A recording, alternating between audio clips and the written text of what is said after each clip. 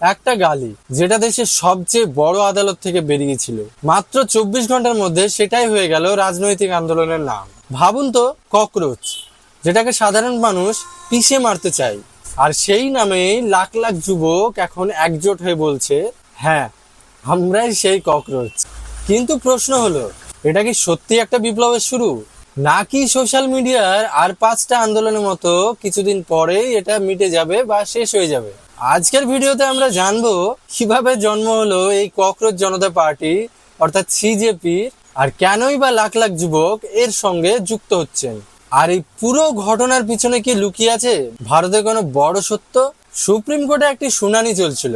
Social মিডিয়ায় viral হওয়া report অনুযায়ী অনারেবল চিফ জাস্টিস সূর্যকান্ত মহাশয় নাকি বলেছেন, দেশের বেকার যুবকরা ককরোচের মতো, এরা কোথাও জায়গা পায় না। তারপর তারা নাকি মিডিয়া বা সোশ্যাল মিডিয়াতে এছাড়াও নানান জায়গায় সবাইকে নাকি আক্রমণ করতে থাকে। আর এখানেই থামেননি, তিনি আরো বলেন, এরা সমাজের প্যারাসাইট।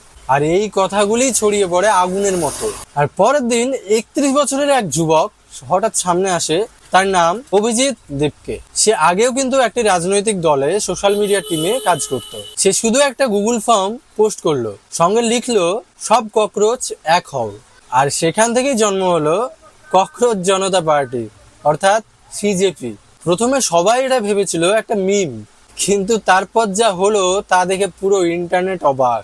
মাত্র 24 ঘন্টার মধ্যে 50 লাখেরও বেশি ফলোয়ার, আর কয়েক দিনের মধ্যে 1.5 কোটিরও উপরে ফলোয়ার হয়ে গেছে। তখন 3.5 লাখের বেশি মানুষ গুগল ফর্ম পূরণ করে এই পার্টির সদস্য হয়ে যান। এখন প্রশ্ন হলো, এত মানুষ যুক্ত হলো কেন? কারণ এটা শুধু একটা মজা ছিল না, এটা ছিল দেশের যুবকদের মধ্যে জমে থাকা একটি ভীষণ পরিমাণ রাগ, একটা পুরো প্রজন্মের হতাশা।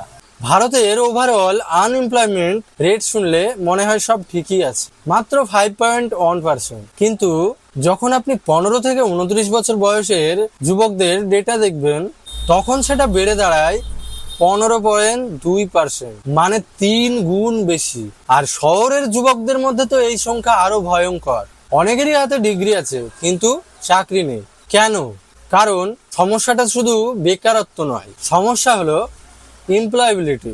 কলেজ কিন্তু ডিগ্রি দিচ্ছে, কিন্তু কাজ করার মতো কোনো স্কিল দিচ্ছে। এক রিপোর্ট বলছে, দেশে মাত্র 42% যুবক, গ্রাজুয়েট যুবক কাজের উপযুক্ত।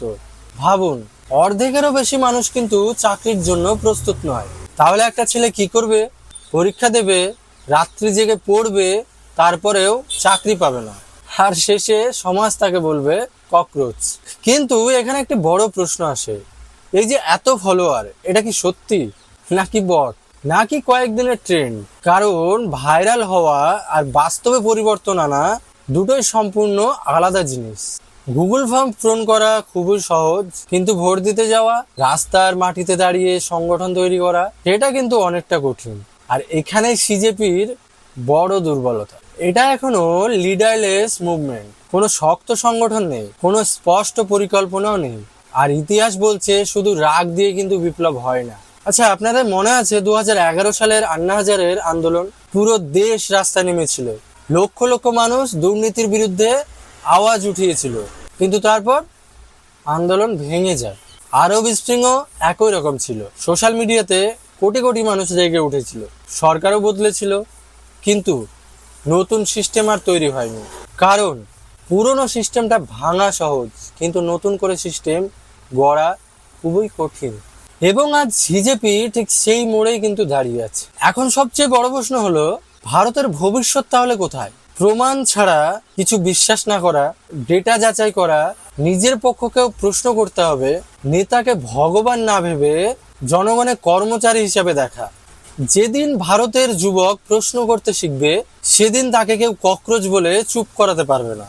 সিজেপি একটা গালি থেকে জন্ম নেওয়া রাগ, কিন্তু মনে রাখবেন, রাগ শুধুমাত্র একটি অ্যালার্ম মাত্র, সলিউশন নয়। অ্যালার্মের কাজ আপনাকে শুধু জাগিয়ে দেওয়া, কিন্তু দেশ বদলাবে সেই প্রজন্মে যারা জেগে উঠে প্রশ্ন করবে, স্কিল শিখবে, সত্য খুঁজবে, আর নিজের ভবিষ্যৎ নিজের হাতে তৈরি করবে।